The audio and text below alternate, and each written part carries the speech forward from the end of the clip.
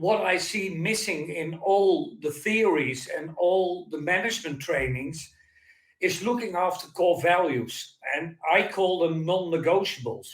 Um, every person, every human being has some core values, some non-negotiables.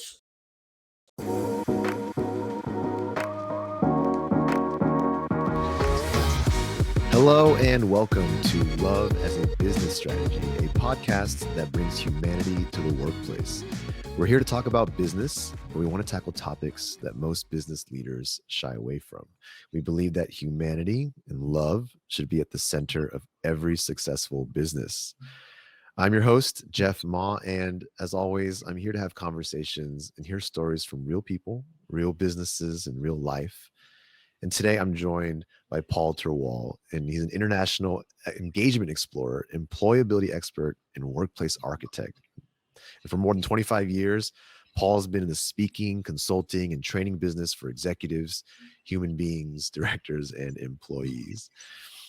As an organization expert with a lot of experience as a lawyer in the field of Social Security and employment law, Paul saw firsthand the ways that Social Security failed humans. He was surprised to learn that despite the millions of dollars and euros spent to support people when they become ill or disabled, nothing was invested to keep people employable and engaged. He was disappointed that no one was taking the time to ask workers what they needed to live a good life, not $1 million salary, but a fair salary and support in healthcare and well-being. So 22 years ago, Paul left the legal side and moved further into improving humanity, which I am all about.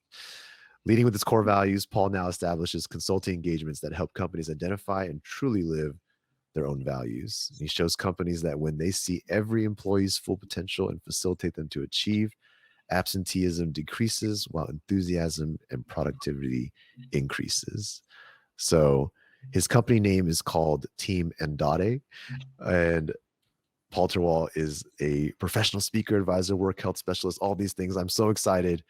Paul, thank you for joining me on the show today. How are you? Jeff, I love to be on your show, and I'm doing really well. Awesome. Amazing. And I love your story. I gave a little bit of it in your intro, but I have a question I always like to open with, which is around passion, which is around love and passion, really. And so can you articulate what is your passion and how, maybe talk a little bit about how you arrived at that passion in your life? Yeah, well, for me, I found out that my passion is looking after human beings. And we often call them human resources, and that's my big resentment. We're not human capital, we're not resourcing, we're human beings. And as a human being, I love to see how we can support other people to get to that next level of full engagement, because we know if you are engaged and you love your work and you have passion in your work and you find your purpose in your work, work isn't work anymore. It's just a way of being. It gives you that love, that feeling that you really want. And that's what I'm looking for. Today or yesterday, Gallup came with the 2023 analysis on the workplace. It's the new version, and it was confirmed again that working on engagement of human beings is helping us to have much more profitability. So it looks different, and my passion is to convince business owners that helping people to come into engagement, that it will help their profitability as company, because you need to make profit. I don't mind, but do it in a human way. And that's what's my passion about. And I'm a long distance walker. I walk the Camino, that's to Santiago de Compostela, and that's 500 miles. And I know to reach Santiago is doing it day by day, step by step. So we try to help companies not to jump into engagement, but to go day by day, step by step, but keep moving forward. That's what we try to do. I love it. And I agree. I'm on board. So let's talk about what this starts to look like, right? So I obviously am biased, but I agree, right? Happiness and contentment and belonging for people in the workplace yields profitability and business results. How do you paint that picture for business owners and leaders? Well, what I found out looking over the last 20, 25 years in this field, that what I see missing in all the theories and all the management trainings is looking after core values. And I call them non-negotiables. Um, every person, every human being has some core values, some non-negotiables. A lot of people are not aware that they have them, but that's that silent voice inside your body that said, nope, don't do it. This is the way we should do it. And then we're talking about it's for you a non negotiable. It's a really core value. It's that part of your being that gives you opportunities to make a choice. Companies have core values as well.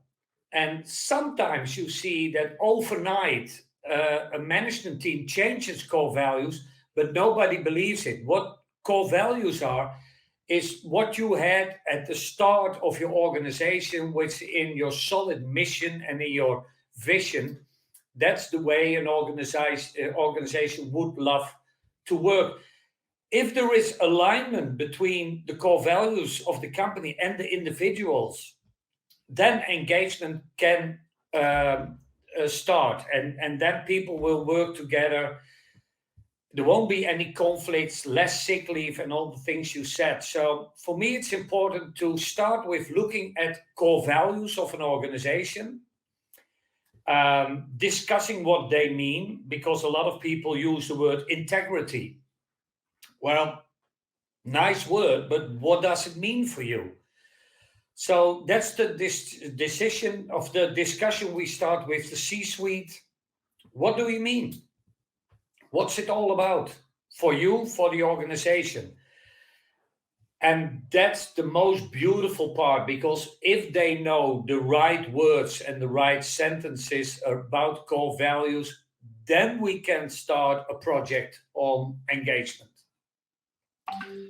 So help me understand, when it comes to it makes perfect sense. If a person's core values, non-negotiables, align up with a company's, of course there's going to be this power behind it. But if they don't align, are people's core values able to change? Are companies' core values able to change? And by very definition, when it's called a non-negotiable, like, if you change it, aren't you negotiating it like to something else? I think, of course, they can change a little bit in the sounding of the sentence, in the sounding of the words, because as you grow older as a company or as a human being, you discover other parts, but still it connects with that. That's why it's called a core feeling. It comes from your core, from your body. It's that sixth sense that you have, that this is right for me. Will it change a little bit? Will it change for organization? Oh yeah, it often does. Yeah, yeah. A new CEO comes in and he said, we need to change the organization. And bam, on a Friday afternoon, we go to a hotel and we change the core values. Well, then in the next couple of months, you will see that the quiet quitters, the number will increase. So people will be satisfied, consent, but not engaged anymore, because they can't align with the organization anymore. So is it wrong that you don't have alignment? Yes. But then you, as an individual, should leave. You should say, this is not working for me. I will become ill, physically or mentally, working here in an environment that doesn't fit my needs. And of course, sometimes you have the financial obligation to stay there, the family choices make you stay there. But I see a lot of people becoming unhappy, and when they become unhappy, their well-being will decrease, Mm-hmm. and with that, other problems start as well. So a lot of the stress that we feel nowadays is connected to that level of engagement and that level of alignment of core values. And it's stated in the program from Gallup now that engagement is so important, much more important than the location of the company. And still, we think that you need to go to an office, that you need to go to your colleagues. And they say engagement is 3.8 times more important than the location where you work. Mm.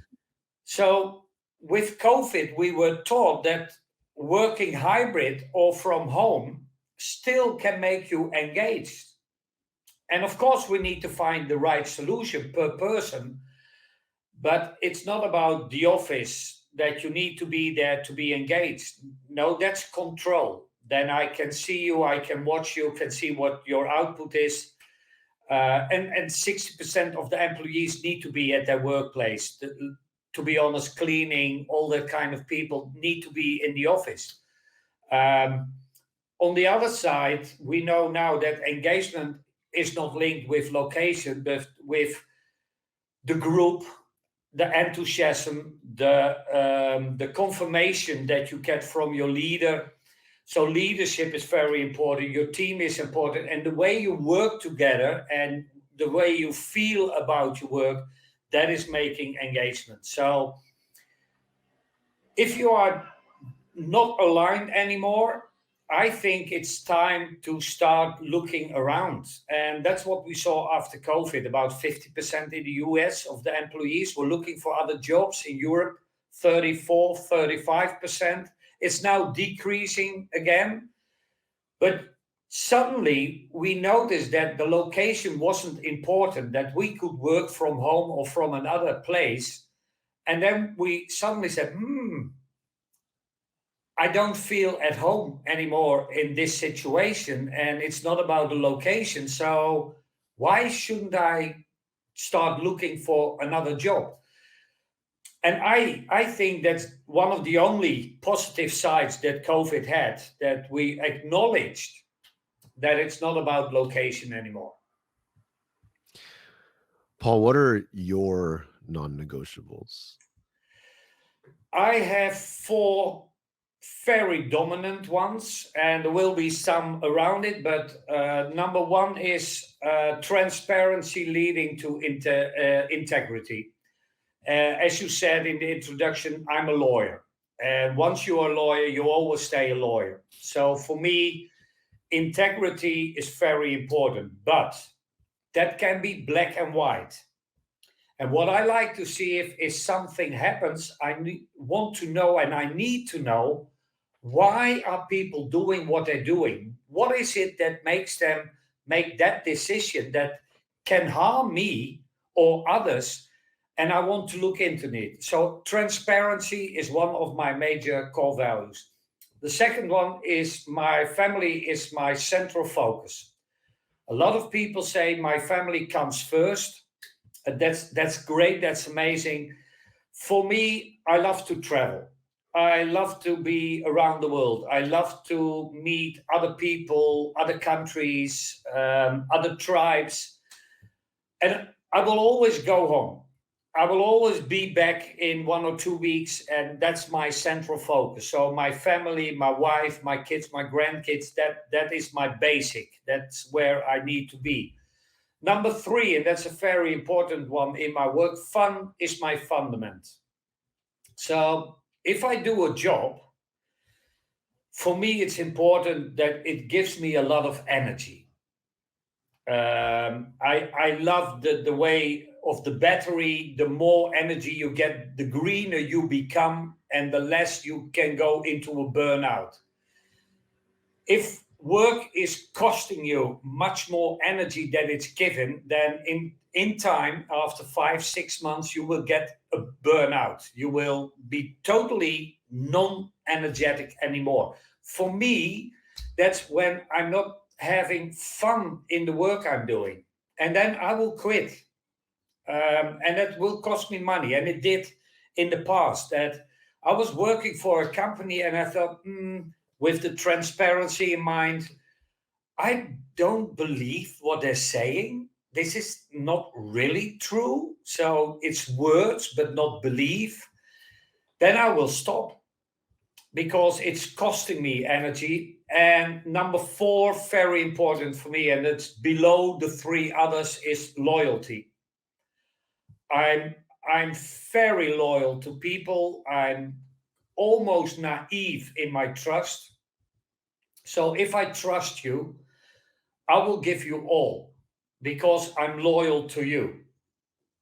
If something happens, I will go to the fun part, I will go to the transparency part and see how it works together. So those four non-negotiables for me are very, very important. And I discovered them about 5, 6 years ago. And of course I had them, but I couldn't give them words.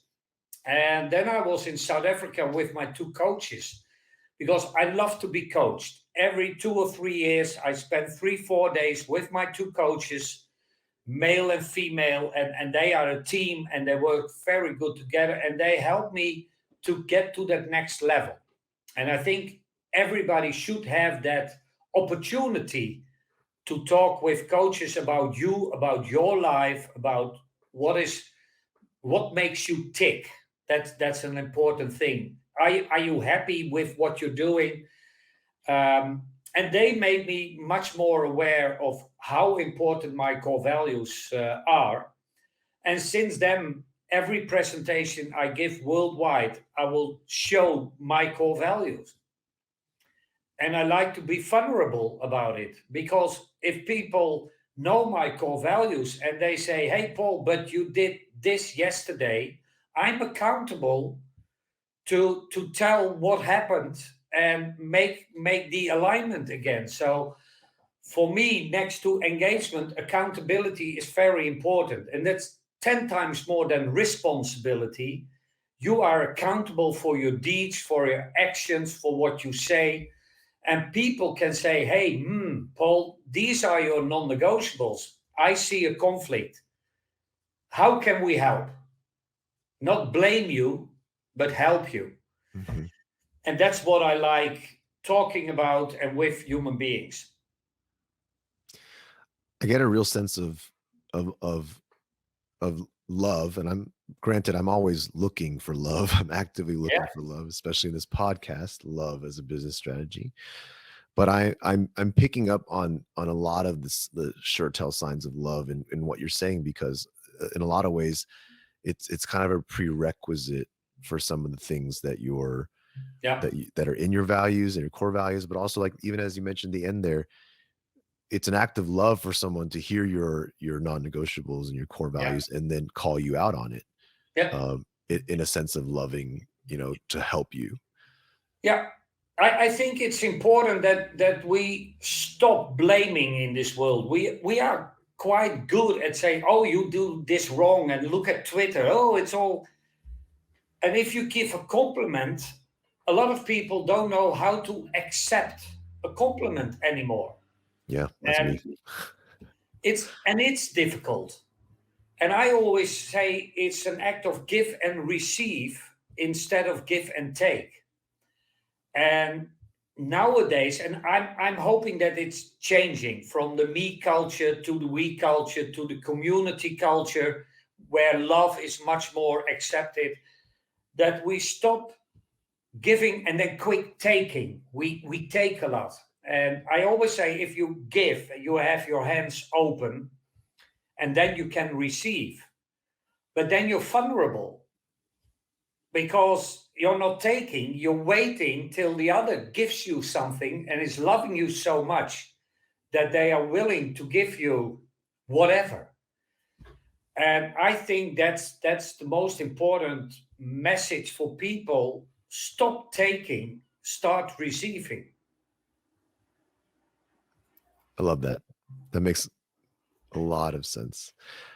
I'm going to shift gears. I know you do your work in the Netherlands, and I know you've done some work around organizations where sick leave is high. Can you talk a little about the context of that? Especially, we have We have audience that is not necessarily in the Netherlands, so maybe give us paint that picture first a little bit, and like what you learned there.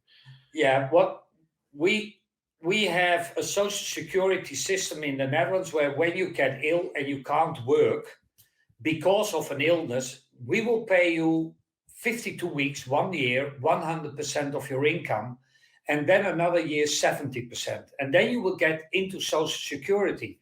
And a lot of people find it strange that when you're not working, your company is still paying you. But we see it as an act of connection to stay connected with people and try to get them back into work in working life in your company or in another company, because we all know that if you're working, the chance of becoming more happy, more in love is greater than when you stay at home and you are a victim. So we have a great system. It's quite expensive, but with the change in the demographics, with less people coming into the workforce than that are leaving, it's a great effort that if somebody gets ill because of cancer or a car accident, whatever, we don't fire them, put them aside, but keep them with us. And then ask a company doctor, what do we need to do to get them back to work, reintegrate them back to work? And that's great work. And before COVID, our sick leave was around 4%. That's not high. Now it's about 6%. That's high. And I work for, especially in healthcare organization, with 10, 12%. Due to COVID, a lot of people got overworked, got stressed out, got a bore out. Most of them after Corona, because during Corona, they kept working, but they lost so much energy that at the end, their battery was completely empty. And then they fell down. And that's what's happening now. And for me, it's important that we don't blame them, fire them, kick them out of our company, but help them to get back to work, because first we need them. Secondly, partly it was our fault as a company that it started doing this. So if you see high sick leave, engagement is low. The lower engagement goes, the higher engagement goes. And you see there are two vessels that are communicating.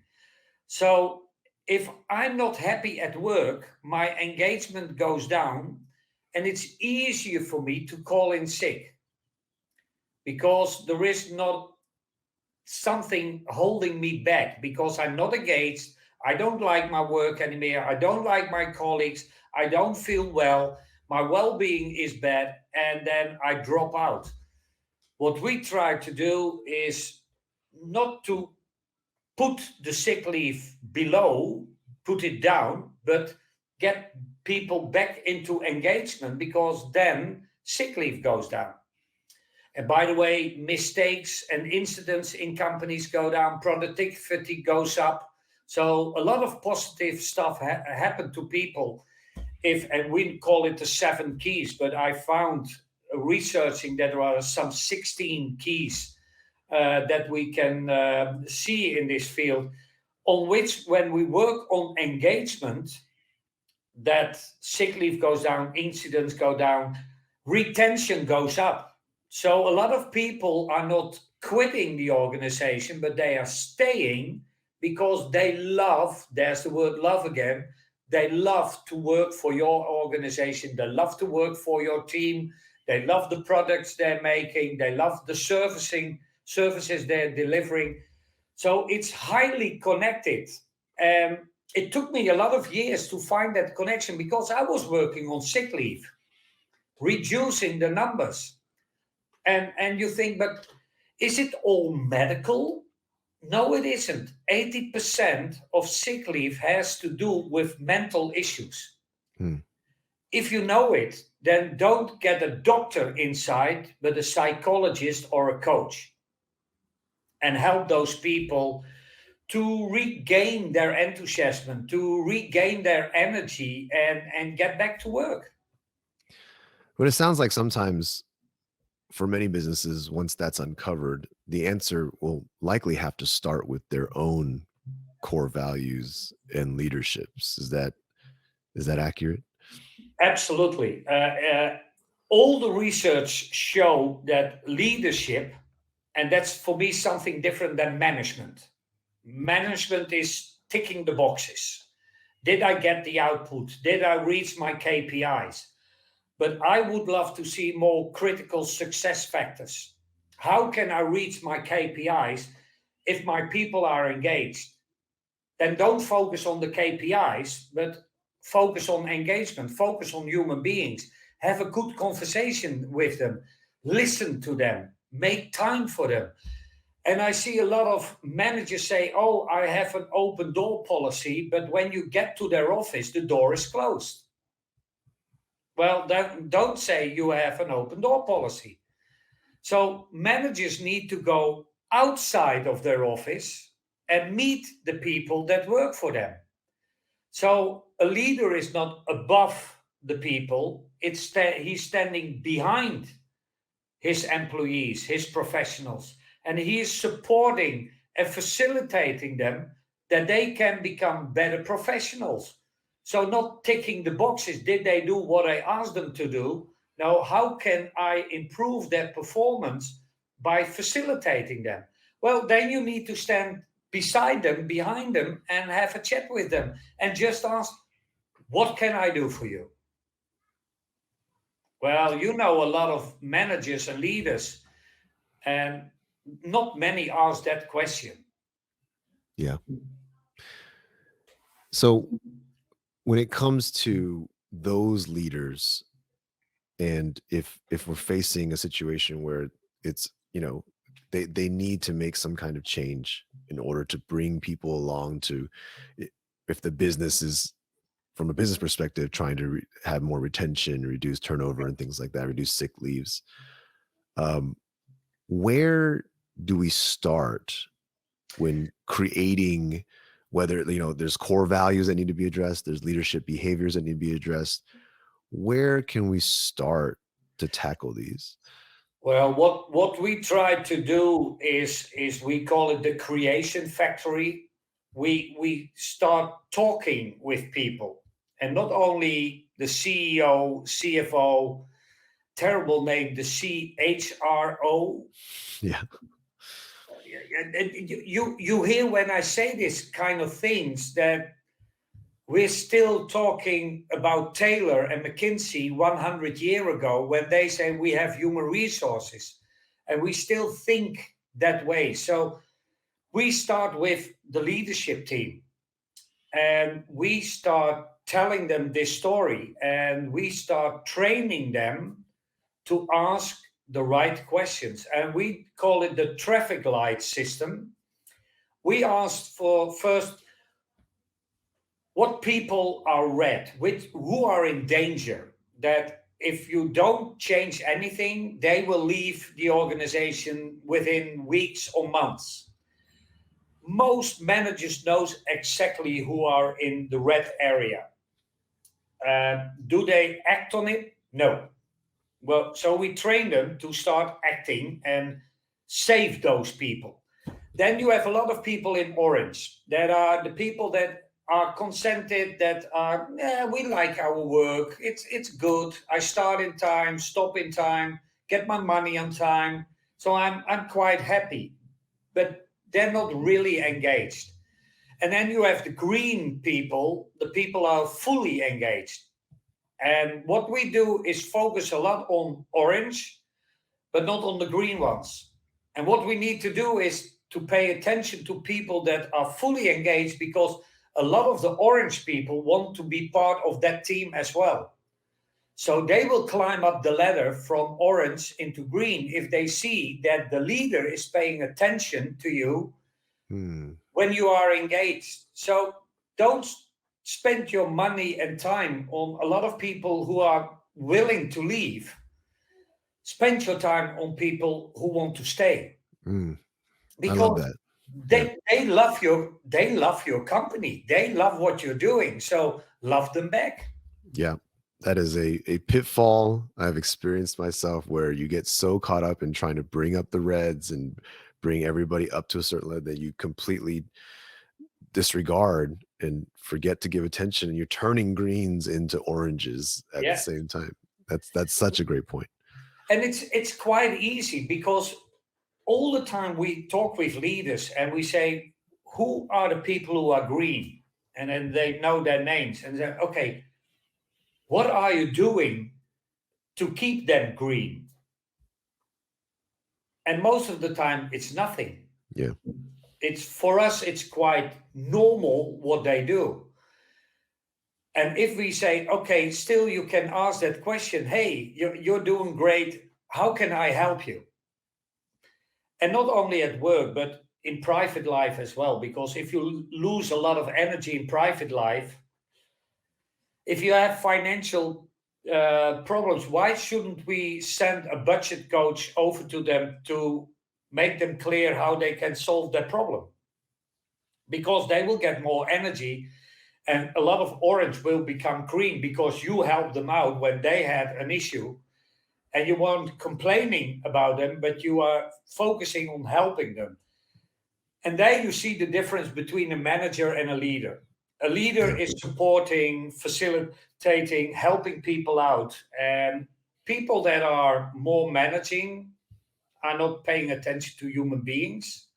They look at resources and look at only the money.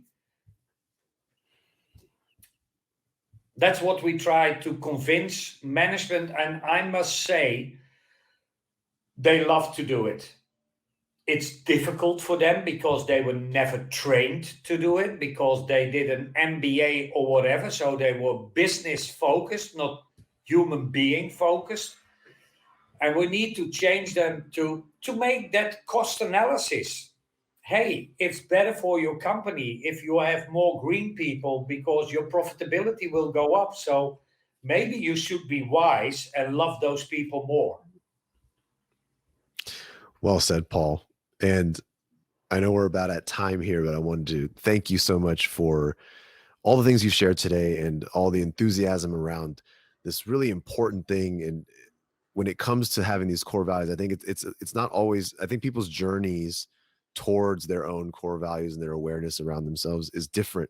And so hearing how you frame it and hearing how you've put it together, I think helps me a lot. And I hope helps a lot of people who hear it a lot. So I really appreciate you for the time today. Oh, I love doing it, and it makes me energetic as well to talk about it. That's what you notice. And if I can, I think everybody can. It's inside our spirit to have this kind of conversation to help people out. So I'm thanking you, Jeff, for having me on your show. I love to be here. The pleasure is all mine. And thank you to the listeners as well. Thank you for staying tuned in and checking out the podcast. If you haven't checked out the book for some reason, please do. Love is a Business Strategy. And please subscribe, rate, help us out, spread the word, tell your friends. We appreciate all that. And I'm really glad I had Paul today. And I hope you guys are looking forward to our next episode next week. So with that, I will sign off. Say everyone have a great week. Bye.